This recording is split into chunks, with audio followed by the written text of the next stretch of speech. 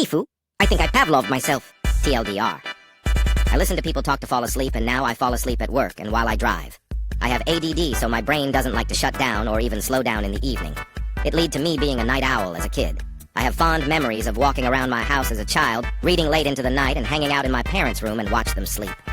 This went well into my teenage years until I discovered ASMR. It's those ladies that whisper in your headphones and it makes you feel calm. I used to listen to that to fall asleep, but I always ran into the issue of the videos being too quiet or too short. I needed constant talking, and for the entire duration of my sleep. I noticed that if I sleep without people talking, I have very vivid and mostly terrifying dreams. So vivid I'm relieved when I wake up. One night, I'm not sure why, I played a Smosh Games video and I slept great. Maybe it's because I would naturally doze off when I would watch them on the weekends. It has now evolved to the point I need Smosh Games to play at night, or else I cannot get good sleep. It's mainly the 6-hour FNAF marathon, but I've branched out to the other giant marathon videos. Here is my issue now. I think I pavloved myself into falling asleep during any long duration of talking. I sit in conferences and meetings for my job, and I find myself battling to stay awake. No amount of coffee or pinching my wrist can make me keep my eyes open. I shut them every now and then, and work my way back to opening my eyes. It's very frustrating, and it takes me away from learning or being able to respond appropriately. I go cross-eyed from trying to keep my eyes open. This also happens when I'm driving. I have to punch my leg to keep myself awake. I've had a few close calls. Did I Pavlov myself? Or is this some underlying medical issue? 1.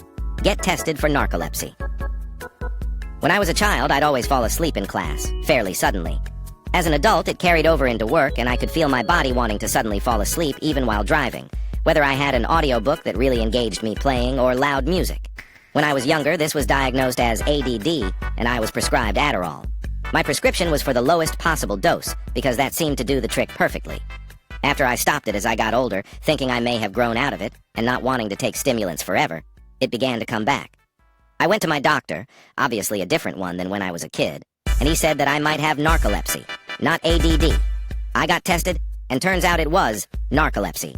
Conveniently, one of the ways to treat narcolepsy is also with a low dose of Adderall, which is why it worked so well when I was younger. Narcolepsy also explains why I'd suddenly fall asleep at work, and while driving, or doing other engaging activities. If my mind wandered for even a second, I'd be out like a light. And even when my mind didn't wander, I'd get sudden, almost irresistible urges to close my eyes and fall asleep. One good stopgap measure, I find, is to chew gum. It's like a fidget toy to keep you doing something, but uses your mouth and tastes good. 2. Stop fucking driving then. 3. Why are you driving then? Have fun with this Reddit moment when you fall asleep driving and kill a family. 4.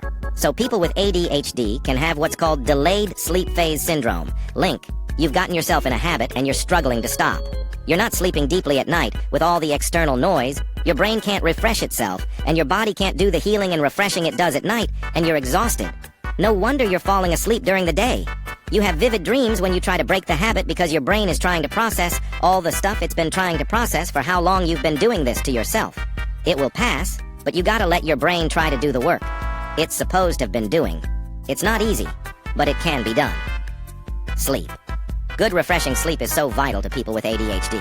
We have to take extra steps to protect our sleep hygiene, and we have to really work to practice it. Source. Been there, done that, got the t-shirt. 5. Stay off the roads until you fix this, please.